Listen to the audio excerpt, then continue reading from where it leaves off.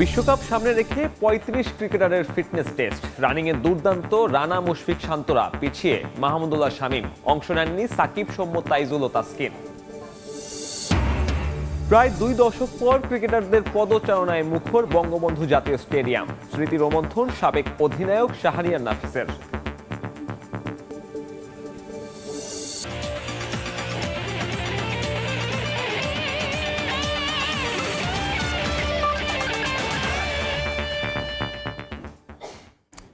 বিশ্বের নানা প্রান্তের খেলাধুলার খবর নিয়ে আমাদের নিয়মিত আয়োজন খেলার সময়। আর এই আয়োজনে আপনাদের সঙ্গে আছি আমি, সাব্বির মিথুন।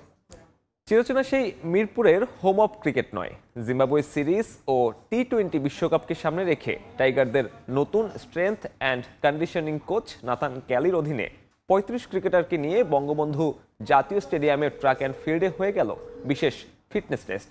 ইনজুরির সংখ্যা থাকায় যেখানে অংশ নেননি তাসকিন, তাইজুল ও সৌম্য সরকার। মূলত সঠিক রিডিং আর ক্রিকেটারদের ট্র্যাক অ্যান্ড ফিল্ডের সঙ্গে পরিচয় করিয়ে দিতেই এমন আয়োজন, বলছেন ট্রেইনার ইফতেখার ইফতি।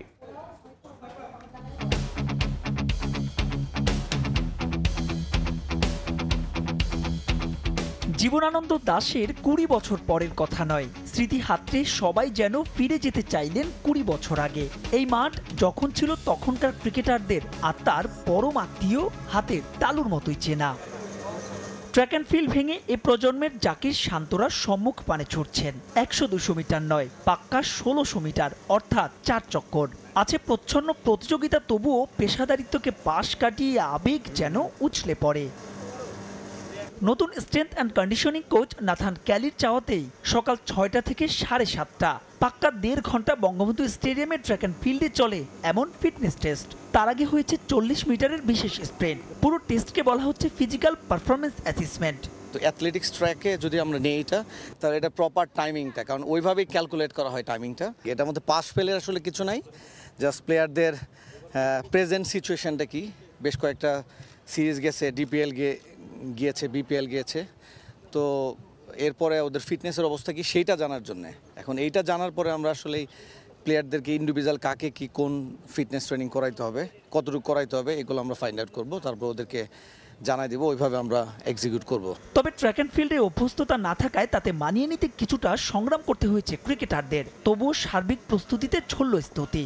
দেশের ক্রিকেটের আতুরঘর, দেশের ক্রীড়াঙ্গনের সূতিকাগার, অনেক কিছু প্রথমে সাক্ষীই অন্ধের একমাত্র যষ্টি বঙ্গবন্ধু জাতীয় স্টেডিয়াম। যদিও বর্তমান প্রজন্মের কোনো ক্রিকেটারের নেই এই মাঠের সঙ্গে সখ্যতা, তবুও অগ্রজদের কাছে শোনা গল্পে তারা যেন হাতড়ে বেড়াচ্ছিলেন সেই সব ফেলে আসা স্মৃতি। এটা একটা ডিফারেন্ট টাইপসের, অনেকদিন এই ধরনের আমরা টেস্ট নেইনি। এটা ওদের কাছে নতুন মনে হয়েছে, তার জন্য আমার কাছে মনে হয় যে ওরা একটু ডিফারেন্ট থাকলে যেটা হয় যে একটু কাটায় উঠতে সময় লাগবে, বাট আমার মনে হয় যে না, all over the good. Shakib Al Hasan যুক্তরাষ্ট্রে থাকায় অংশ নেননি টেস্টে। তাসকিনের কারণটা পারিবারিক, আর তাইজুল সৌম্যের ইনজুরির কনসার্ন। ৩৫ সদস্যের বাকি সবাই আছেন টি-20 টেস্ট আর ওয়ানডে দলের বিবেচনায়। মাহবুব রিমন, সময় সংবাদ, ঢাকা। প্রায় ২ দশক বাদে আবারও বঙ্গবন্ধু স্টেডিয়ামে ফেরার রোমাঞ্চ ছুঁয়ে গেছে সাবেক থেকে শুরু করে বর্তমান ক্রিকেটারদের। অঙ্কুরে ফিরে টাইগার সাবেক অধিনায়ক শাহরিয়ার নাফিস যেন ফিরে গেলেন নিজ ক্যারিয়ারের প্রারম্ভে। মনে করিয়ে দিলেন এদেশের ক্রিকেট উত্থানে বঙ্গবন্ধু স্টেডিয়ামের অবদান। এই স্মৃতিপটে জমা কত কথা, কত ইতিহাস, কত আবেগ। বহু আগেই ব্যাট তুলে রাখা দুই নাফিস এখন বিসিবি কর্মকর্তা, তবুও অঙ্কুরে ফিরে আবেগপ্লুত দুজনেই। ৩১ জানুয়ারি ২০০৫ সবশেষ যেবার এই মাঠেই গড়িয়েছিল ২২ গজের কোনো আন্তর্জাতিক ম্যাচ। বর্তমান স্কোয়াডের সর্বকনিষ্ঠ সদস্য নাহিদ রানা হয়তো তখন কেবল হাঁটতেই শিখেছেন, তবুও তীর্থভূমিতে ফিরতে পেরে অন্য সবার মতো দু চোখে তার আলাদা রোমাঞ্চ। জাতীয় দলের ম্যানেজার নাফিস ইকবাল বঙ্গবন্ধু স্টেডিয়ামে টেস্ট আর ওয়ানডে মিলিয়ে খেলেছেন ১১টা ম্যাচ। মুশফিক খেলেছেন বয়সভিত্তিক ক্রিকেট। এদিক থেকে অবশ্য ব্যতিক্রম মাহমুদুল্লাহ রিয়াদ। টাইগার স্কোয়াডের একমাত্র সদস্য তিনি, যার জাতীয় দলের জার্সিতে না হলেও অভিজ্ঞতা রয়েছে বঙ্গবন্ধু স্টেডিয়ামে প্রতিযোগিতামূলক ক্রিকেট খেলার। প্রতিযোগিতামূলক ম্যাচ খেলা হয়নি অফস ম্যানেজার জাতীয় দলের সাবেক অধিনায়ক শাহরিয়ার নাফিসেরও। তবুও মনে করিয়ে দিলেন এই মাঠ কেন দেশের ক্রিকেটে এতটা গুরুত্বপূর্ণ। যারা একদম নতুন প্রজন্ম তারা এই মাঠে হয়তো পার্টিসিপেট করেনি, বাট সবসময় এই মাঠের কথা শুনেছে, বা যারা তখন একদম ছোট ছিল হয়তো অল্প কিছু খেলা দেখেছো। এখন তো আমাদের ন্যাশনাল এমন প্লেয়ার আছে যার জন্ম 2000-এর কাছাকাছি সময়, সো তাদের মনে থাকার কথা না, বাট একটা আইকনিক স্টেডিয়ামের কথা তো সবাই সবসময় মনে রাখে বা গল্প শুনেছে, এবং they were very excited. Mini world cup, অনূর্ধ্ব 19 বিশ্বকাপ, বিশ্বকাপের উদ্বোধনী কিংবা এশিয়া কাপ সহ কত শত রোমাঞ্চের সাক্ষী এই বঙ্গবন্ধু জাতীয় স্টেডিয়াম। টাইগাররা প্রথমবারের মতো ভারতকে হারিয়েছিল এই মাঠেই। বয়সভিত্তিক ক্রিকেটের নাফিসের প্রথম শতকটাও এই মাঠে সেই ভারতের বিপক্ষেই। আন্ডার 19 ওয়ার্ল্ড কাপের টিমে বাদ পড়েছিলাম। এরপরে ঠিক ওয়ার্ল্ড কাপ শুরু হওয়ার আগে একটা প্র্যাকটিস ম্যাচের জন্য ডাকা হয়। ইন্ডিয়ার সাথে প্র্যাকটিস ম্যাচ ছিল। সত্যি কথা এরকম কোনো প্ল্যান ছিল না বা কোনো এরকম কাজ করে না যে ভালো খেলতে হবে। এসেছিলাম, খেলেছিলাম, বাট এই ইনিংসটা যে লাইফে এত গুরুত্বপূর্ণ হয়ে দাঁড়াবে এটা বুঝতে পারিনি। বঙ্গবন্ধু স্টেডিয়ামের প্রত্যেকটা ইঞ্চি আসলে ইতিহাস বহন করে, এবং আমরা বাংলাদেশে যারা এখন পর্যন্ত যারা আমাদের প্রজন্মের খেলোয়াড়, শুধু ক্রিকেটার না, সমস্ত খেলোয়াড় কিন্তু আপনি ফুটবলার জিজ্ঞেস করেন তারা এই মাঠের কথাই বলবে। বঙ্গবন্ধু জাতীয় স্টেডিয়ামে 1955 থেকে 2005 50 বছরে মাঠে গড়িয়েছে 17 টেস্ট আর 58টা ওয়ানডে। মাহবুব রিমন, সময় সংবাদ, ঢাকা। ঢাকা প্রিমিয়ার লিগের চলতি মৌসুমের চমক শাইনপুকুর ক্রিকেট ক্লাব। প্রিমিয়ার লিগের বড় দলগুলোকে পেছনে ফেলে তারা আছে পয়েন্ট টেবিলের দ্বিতীয় স্থানে। রেলিগেশন ফাইট আনানোর লক্ষ্য থেকেই একটা ভালো দল গড়া শাইনপুকুরের। অভিজ্ঞতা ও তারুণ্যের সমন্বয়ে গড়া দলটা প্রত্যাশার চেয়েও ভালো পারফর্ম করে এখন আছে চ্যাম্পিয়নশিপের রেসেও। শিরোপা জয় কঠিন জানলেও এখনই আত্মসমর্পণ করতে চান না দলের হেড কোচ তালহা জুবায়ের। পরের ম্যাচগুলোতেও ভালো করতে আত্মবিশ্বাসী তারা। গত বছর যে ক্লাবটা রেলিগেশন ফাইট দিয়েছিল, এবার তারা দিচ্ছে চ্যাম্পিয়নশিপ ফাইট। বলছি শাইনপুকুর ক্রিকেট ক্লাবের কথা। এখন পর্যন্ত পয়েন্ট টেবিলের দ্বিতীয় স্থানে আছে এবং শীর্ষে থাকা আবাহনীকে এখনও টপকে যাওয়ার সুযোগ রয়েছে সুপার লিগে। তারুণ্য নির্ভর একটা দল গড়েও কীভাবে বড় বড় দলগুলোকে টেক্কা দিয়েছে শাইনপুকুর, সে কথাই বলবো। আমাদের সঙ্গে আছেন শাইনপুকুর ক্রিকেট ক্লাবের হেড কোচ তালহা জুবায়ের। আপনারা যখন সিজনটা স্টার্ট করেন এমন কি কোনো মাথায় ছিল যে আপনারা চ্যাম্পিয়নশিপ ফাইট দিবেন? এই বিশ্বাসটা কি আপনাদের মধ্যে ছিল? গত বছর রেলিগেশন খেলেছি, আমরা টিমটাকে সেভ করেছি, কিন্তু আমাদের যে টিমটা ছিল রেলিগেশন খেলার মতো টিম ছিল না, কিন্তু আমরা পারফর্ম করতে পারিনি অ্যাজ আ টিম। সো ওই গত বছর থেকে আমাদের প্ল্যান ছিল যে আমরা এমন একটা দল গড়ব যেটাতে আমরা ভালো একটা দল গড়ে আমরা যেন সুপার লিগে উঠতে পারি এবং আমাদের টিমটা যেন এরকম টেনশনে আমাদের না থাকতে হয়। সো ওইখান থেকে আমাদের একটা ভালো দল করা। শাইনপুকুরের ইতিহাসে আমি বলবো যে সব থেকে ভালো দল আমরা এবার করতে পেরেছি। এবং আমার টিমটা যদি আপনি দেখেন, junior, senior, experience, inexperience combined team. সত্যি কথা বলতে আমাদের এক্সপেকটেশনের ঊর্ধ্বে আমরা খেলে ফেলেছি, কিন্তু এখনও লিগ বাকি আছে সুপার লিগে আমাদের। এখন যেহেতু আমরা সেকেন্ড হয়ে উঠেছি, আবাহনীর পরেই আমাদের অবস্থান, সো আমরা চেষ্টা করব যে আমরা যেন সুপার লিগটা একদম ভালোভাবে শেষ করতে পারি। আপনি তরুণদের কথা বললেন, তারা কিন্তু ধারাবাহিকভাবে পারফর্ম করছে। স্পেশালি যদি রিশাদের কথা বলতে হয়, আপনার টপ উইকেট টেকার কিছু ম্যাচ মিস করেছে ন্যাশনাল টিমের সার্ভিসের জন্য। নাহিদ রানাও কিন্তু সেম। তারা যদি আপনি ফুল সিজন পেতেন, অবস্থান এখন আপনাদের যে গ্যাপটা এটা আরও কম হতো বলে আপনার মনে হয়?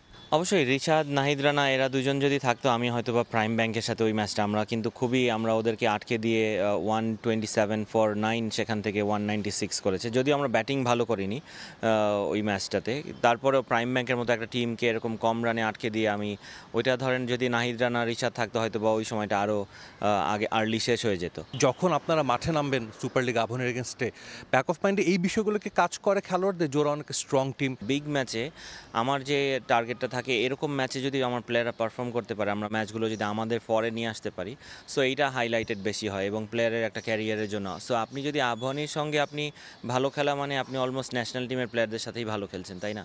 সো ওইখানে প্লেয়ারদেরও অনেকটা আগ্রহ বেশি থাকে, এফোর্ট বেশি থাকে। আবাহনী আসলে টিমটা যেরকম করেছে রেজাল্টও সেরকম পাচ্ছে।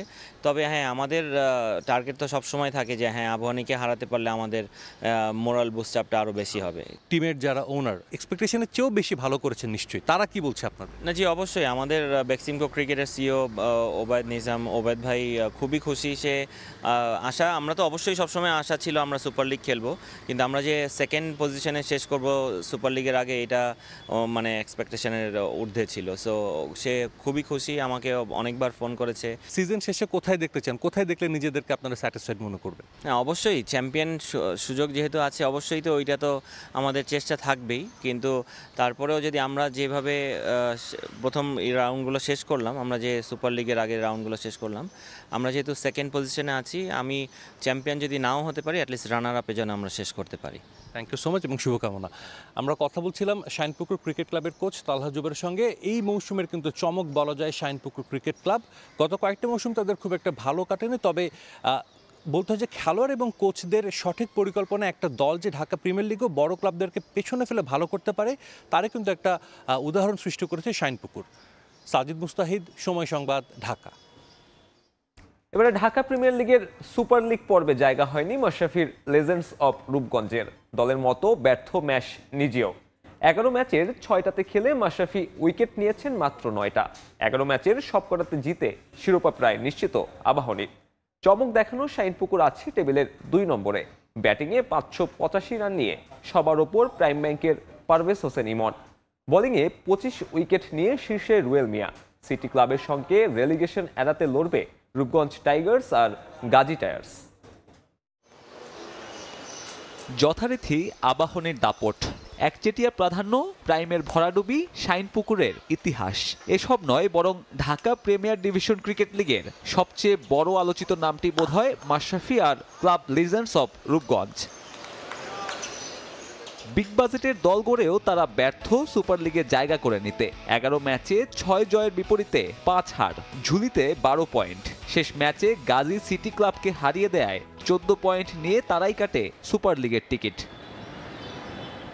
এবারের লিগে অপ্রতিরোধ্য খালেদ মাহমুদ সুজনের আবাহনী 11 ম্যাচের সবগুলোতে জয়। শুধু জয়ই নয়, আকাশী নীলরা জিতেছে প্রতিপক্ষকে পর্যদুস্ত করে। সুপার লিগের 2 ম্যাচে জিতলেই লিগ শিরোপা ধরে রাখবে ধানমন্ডির জায়ান্টরা। ডিপিএলের সবচেয়ে চমক বোধহয় 2-এ থাকা শাইনপুকুর। শেখ জামাল, রূপগঞ্জ, মোহামেডানের মতো প্রতিপক্ষকে হারিয়ে যারা জানান দিয়েছে নিজেদের অবস্থান। আর বাকি 4 দল মোহামেডান, শেখ জামাল, প্রাইম ব্যাংক আর গাজী গ্রুপ ক্রিকেটার্স। সুপার লিগে রোমাঞ্চ না থাকলেও তীব্র প্রতিদ্বন্দ্বিতার আভাস মিলছে রেলিগেশনের লড়াইয়ে। সিটি ক্লাব, রূপগঞ্জ টাইগার্স আর গাজী টায়ার্স, এই 3 দলের মধ্যে প্রথম বিভাগে নেমে যাবে 2 ক্লাব। 2 জয়ে 3 দলেরই পয়েন্ট সমান 4 করে, সমান পয়েন্ট পারটেক্সেরও। তবে হেড টু হেডে এ দফায় বেঁচে গেছে দলটি। চলতি ডিপিএলের 66 ম্যাচে শতক হয়েছে 18টি, অর্ধশতক 121, উইকেট পড়েছে 1023টি। 31 বার ডিপিএল দেখেছে 100 রান বা তার বেশি রানের পার্টনারশিপ। ব্যাটিংয়ে 585 রান নিয়ে সবার উপরে প্রাইম ব্যাংকের পারভেজ হোসেন ইমন, যার ঝুলিতে 3টা শতক আর 2 হাফ সেঞ্চুরি। রান সংগ্রাহকের তালিকায় 2-এ আবাহনীর নাইম শেখ, এরপরই আছেন মোহামেডানের মাহিদুল ইসলাম অঙ্কন। শীর্ষ 5-এর বাকি 2 নাম তামিম আর সাইফ। বোলিংয়ে 25 উইকেট নিয়ে সবাইকে পেছনে ফেলেছেন গাজী গ্রুপ ক্রিকেটার্সের বাঁহাতি পেসার রুয়েল মিয়া। এরপরে আছেন আবু হায়দার রনি। আবাহনী থেকে শাইনপুকুরে খেলা রিশাদ তালিকার 3-এ। 4 আর 5-এ স্পিনার নাজমুল অপু আর ইরফান হোসেন। সাব্বির মিথুন, সময় সংবাদ। এই ছিল খেলার সময়ের এখনকার আয়োজন। দুপুরের সময়ে সঙ্গে থাকবেন আফরোজা মৌটুসী। ধন্যবাদ মিথুন। দুপুরের সময় নিয়ে ফিরছি কিছুক্ষণ পর, সঙ্গে থাকুন সময়ের।